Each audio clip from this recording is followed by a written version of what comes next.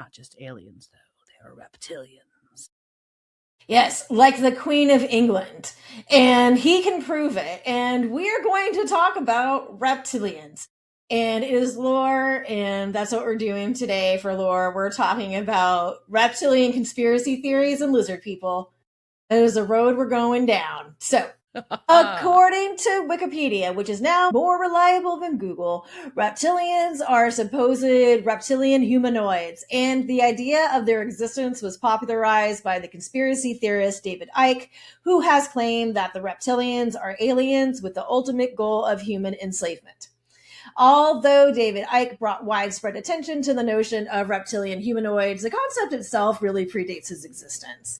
And one of the earliest examples comes from friend of the pod, the Russian chain-smoking mystic, Madame Helena Blavatsky, who in The Secret Doctrine in 1888 referenced dragon men who'd once had a civilization on the now disappeared Lemurian continent, which is basically Atlantis.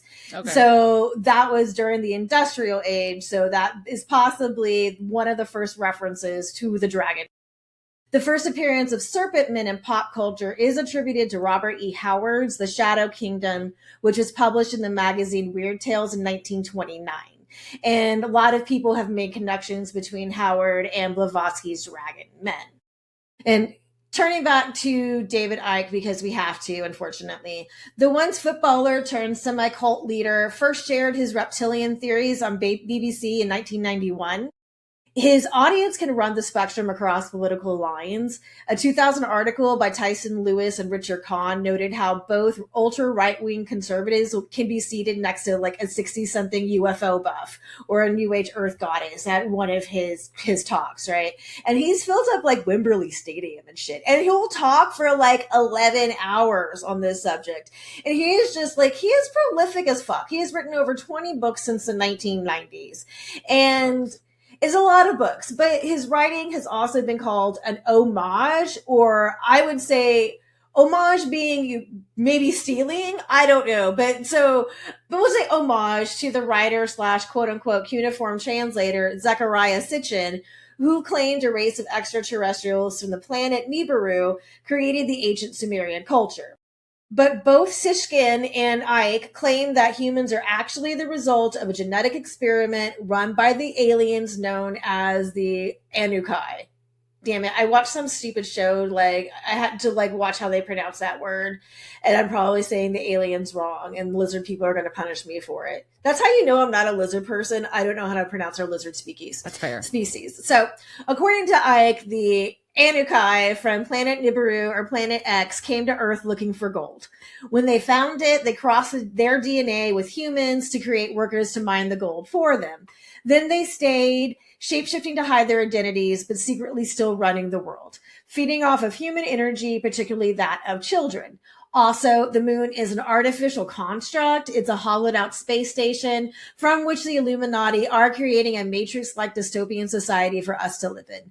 So we are currently our reality is being projected from the moon, and we are none of this is real. This is all the matrix. So I think once you start like doing like Neo shit, then you get out of the matrix. I think that's one of the things. But is there a pill somewhere that you take in that? I think it's like a red pill or something. So for proof that this is real, you have to look at the fact that we have lizard brains, right? And in the most primitive area of the human brain, we have the brainstem and the cerebellum, and they are very similar to a reptile's brain in that it controls the body's function like heart rate, breathing, body temperature, and balance. It's also home to our fight or flight instincts and our desires to eat and have sex. But of course, that isn't all that makes up a human brain. We also have a mammalian brain, which is the limbic system, the neocortex, which we share with primates. So if you say, as much as I joke about my lizard brain, we do have reptile brains. And David Icke will use this to show how the world is manipulated. So he quotes a Zulu shaman who said to him, "To know the Illuminati, Mr. David, you must study the reptile. It is important for people to know the basics about the reptilian brain because it reveals where the character and attitudes in Illuminati come from and how or why we are manipulated mentally and emotionally in the way that we are through television and other imagery." So Icke really believes in mind control. Yeah. So what world leaders are reptiles? All of them. Duh. Ike has named George Washington, George W. Bush, and Queen Elizabeth II as examples. Okay. He has claimed that these ruling lizards created a society known as the Illuminati who are running the world with all their mind control. Okay, so what about celebrities? All of them too. In fact, during the 2017 Justin Bieber tour, hundreds of fans saw him shapeshift on stage in Australia. Bieber's head shrunk, his eyes went black with stripes down the center, which could be his very reptilian irises. He grew taller and had rose-colored scales on his body, according to an article you can't find anymore that was once in the newspaper tabloid Perth Now. So they say that the celebrities like Bieber are sending coded messages to the masses through their performances. And here's where I start to ruin the fun of thinking everyone is a lizard. As with most theories which involve othering of people, this conspiracy theory at least appears to partially be rooted in bigotry, more specifically anti-Semitism, as serpents have been used as dehumanizing anti-Semitic imagery for the Jewish population throughout history. So we have that kind of big hanging on to it. Ike has also argued that fabricated doctrine saying that a Jewish cabal runs the world is the truth. He's also supported the idea that the Holocaust was a hoax. So, yeah. So whether or not the whole reptilian invader idea is meant to be coded anti-Semitism, it definitely gets tossed around by a lot of neo-Nazis, Illuminati believers, and others who are convinced that evil puppeteers, who they often claim are Jewish, are secretly running the world and controlling everybody. Gross. And then on top of that, there have been a number of tragedies associated with this reptilian conspiracy theory. For the record, you just made a really fun conspiracy theory really gross and sad. Oh, I'm going to make it worse. I'm going to make it so much worse. All right. Okay. So in 2012, a follower of the Prophet of Doom, Sherry Shriner, who spread the reptile gospel over the internet, died via a sleeping pill overdose while wearing an organ pendant, which was supposed to help protect her from synthetic robotoids. Which basically, she had on this pendant that Sherry Shriner was selling, saying you could protect you from overdosing, and she still overdosed. And then after she died, she continued to sell them. Then in 2017, another one of that woman's followers, a woman named Barbara Rogers, shot her boyfriend, Steve Mineo, who was also a follower, in the head.